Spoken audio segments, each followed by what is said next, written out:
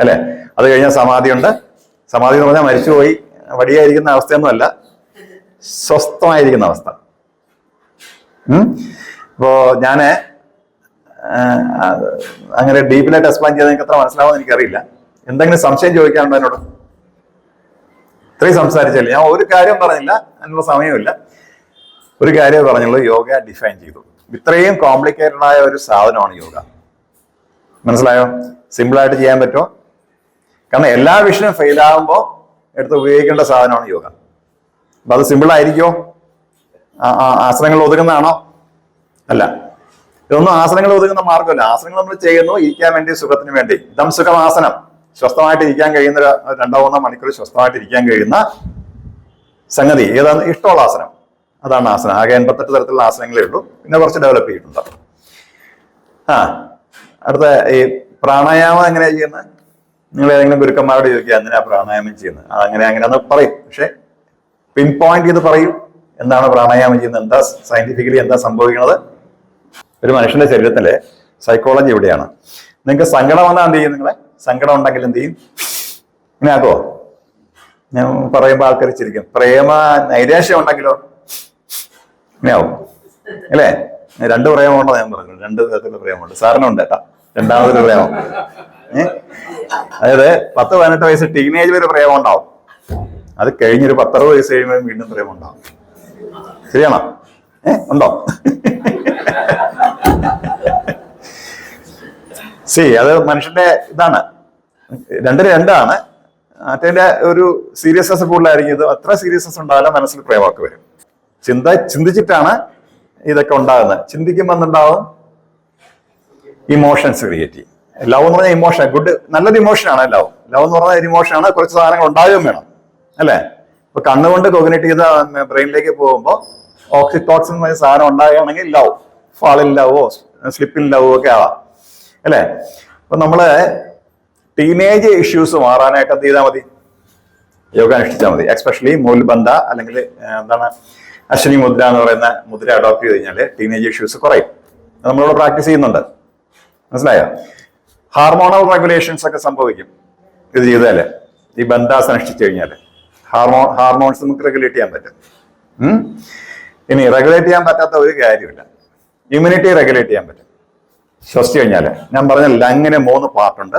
ഒന്ന് താഴത്തെ പാർട്ട് വയറുമായിട്ട് ബന്ധമുണ്ട്, ഈ തൊറാസിക് റീജിയൻ നെഞ്ചിന്റെ പാർട്ടുമായിട്ട് സെക്കൻഡ് ലോബ് ബന്ധമുണ്ട്, തേർഡ് ലോബ് ക്ലാവിക്കുലർ.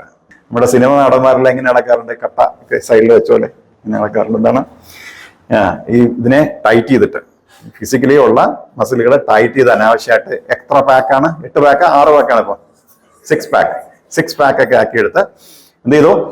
വയറിന്റെ ഫ്രണ്ടിലും ഇങ്ങനെയുള്ള movement, two and fro movement arrest ചെയ്തു. ഇതിന്റെ മൂവ്മെന്റ് അറസ്റ്റ് ചെയ്തു. ഇങ്ങനെ ടൈറ്റ് ആയിരിക്കുകയാണ്. പിന്നെ ആകെ എത്രയുള്ള ഭാഗത്തിന്? ഈ ഭാഗത്തുള്ള ലങ്ങിന്റെ ശേഷി ഇത്രയേ ഉള്ളൂ. വളരെ 3-1 കുറഞ്ഞു ശ്വാസത്തിന്റെ അളവ്. അതുകൊണ്ട് വയറ് കണ്ടിട്ട് വയറ് പെരുകിയിരുന്ന നല്ലതാണ്, അസുഖം കൊണ്ട് പെരുകുന്നതല്ല. 6 ലിറ്റർ ആണ് ശ്വാസത്തിന്റെ കപ്പാസിറ്റി. 6 ലിറ്റർ അല്ലേ? നിങ്ങൾ എത്ര എടുക്കുന്ന? 300 ml. അതിൽ 150 ml എന്താണ്? 150 ml എത്രയാ?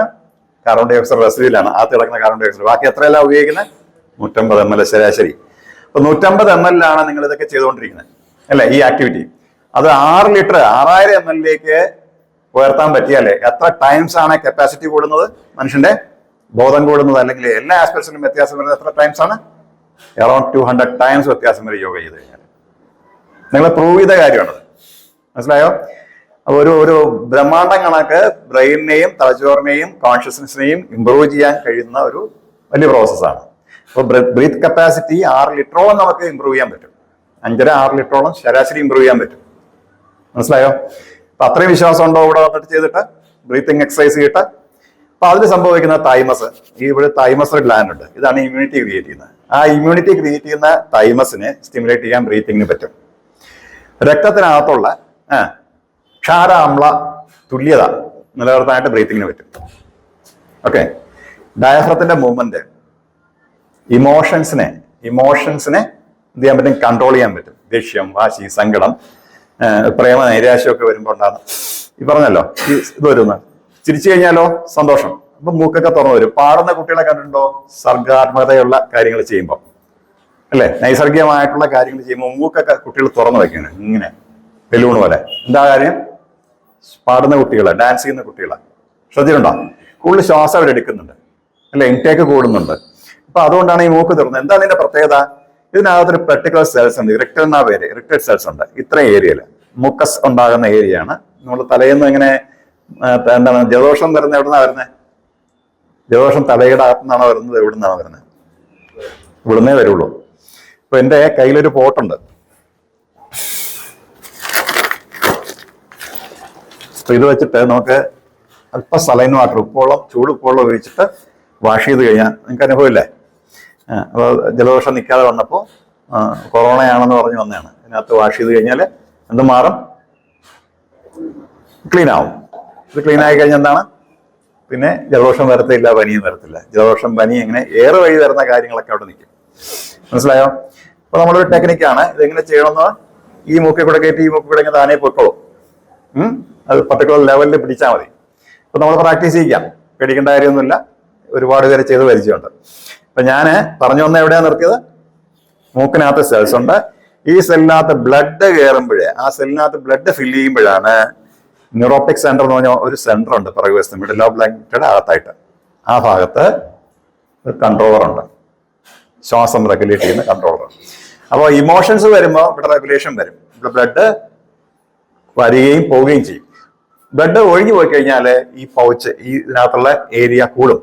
ബ്ലഡ് കൂടിക്കഴിഞ്ഞാലോ ഏരിയ കുറയും. അപ്പൊ മനുഷ്യന്റെ രാവിലെ എണീക്കുമ്പോൾ ചില ആൾക്കാരെ കേട്ടിട്ടുണ്ടോ? രാവിലെ എന്താ ഈ മന്ദബുദ്ധി കിടക്കുന്ന കോഴി 6 മൂടിലെ കളയ പശുവാ, കോഴിയാ, അതോ ഇതാ ചന്തയിൽ ഇങ്ങനെ കള ഇറങ്ങും പോലെ കറങ്ങുന്ന എന്തിനാന്ന് ചോദിക്കില്ലേ? നീ എന്തിനാണ് രാവിലെ ഇങ്ങനെ കറങ്ങുന്നത്? എന്താ കാരണം? ഈശപ്പം ഇടതിനാസികയിലാണ് ശ്വാസം. അപ്പൊ എന്താവും? ചെറിയ മന്ദത അനുഭവപ്പെടും. 150 മിനിറ്റ് കഴിഞ്ഞാലോ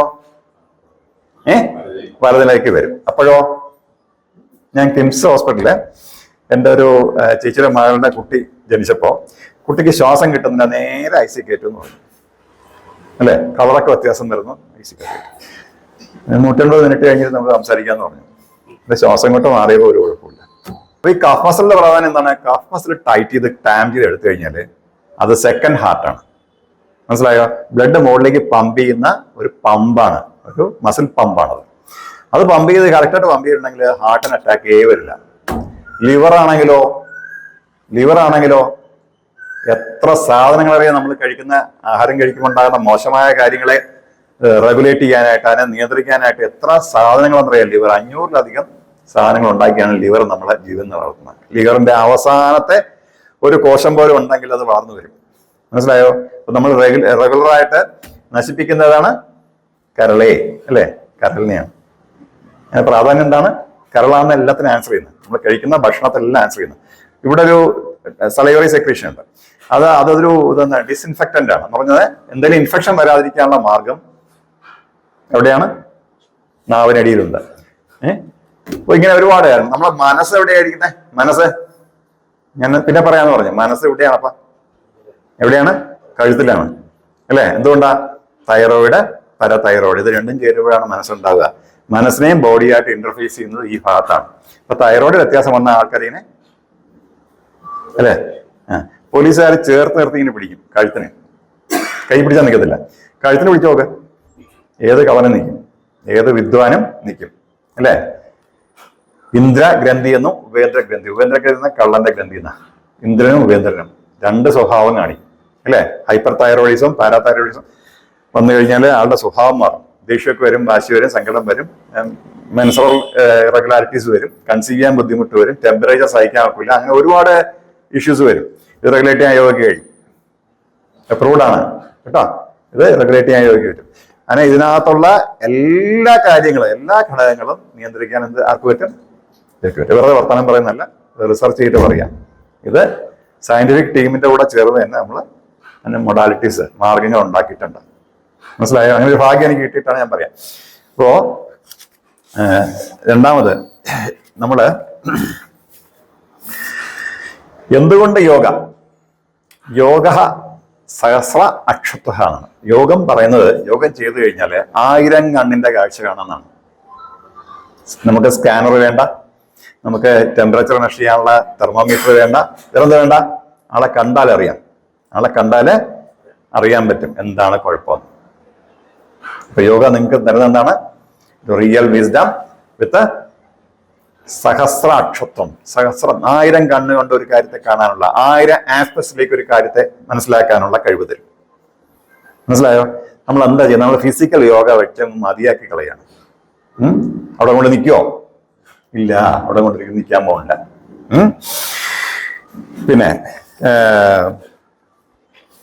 അല്ല, ഇതില് മൈത്രീകരണ മുദിതോപേക്ഷ സുഖദുഃഖ പുണ്യ വിഷയാന ഭവനാത് ചിത്തപ്രസാദം എന്ന് യോഗശാസ്ത്രം പറയുന്നുണ്ട്. എന്താണ് മൈത്രി? മൈത്രി എന്ന് പറഞ്ഞാൽ എന്താണ്?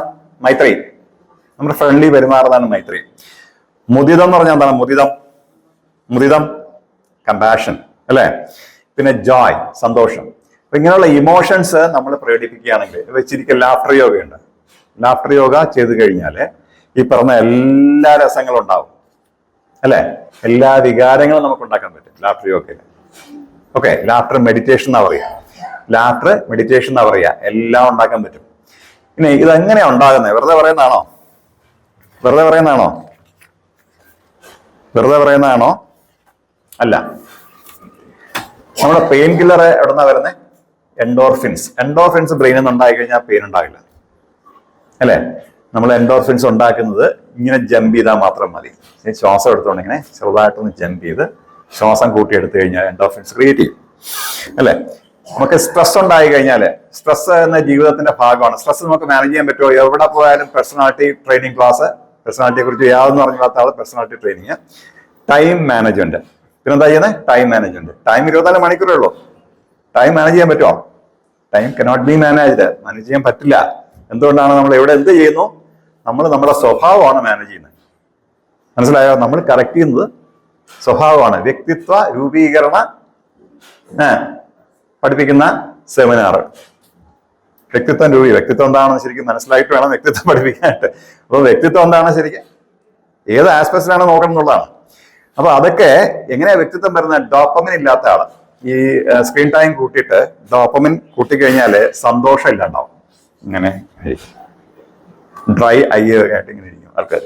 ഓക്കെ, അപ്പൊ നമ്മൾ ഈ മൊബൈൽ ഇങ്ങനെ നോക്കി ഇരിക്കുമ്പോ ഈ 1 ഡിഗ്രി ചരിവ് വരുമ്പോ 40-45 കിലോ വെയിറ്റ് തലയിലെടുത്ത് ലോഡെടുത്ത് വെച്ചതിന് ഇക്വലന്റ് ആണ് ഇങ്ങനെ ചരിഞ്ഞിരിക്കുന്നത്. മനസ്സിലായോ? നിങ്ങൾ ഡിഗ്രീസ് കൂട്ടിക്കൊണ്ടിരിക്കുമ്പോൾ കിലോഗ്രാം കൂടിക്കൊണ്ടിരിക്കും. പറയാൻ മനസ്സിലായോ? ഒരു വലിയൊരു കൊട്ട എടുത്ത് തലയിൽ വെച്ച് കുറെ വെയിറ്റും കയറ്റി വെച്ചിട്ട് നോക്കുന്നതിന് ഇങ്ങനെ ചെരിഞ്ഞിരിക്കുന്നതിന് തുല്യമാണ്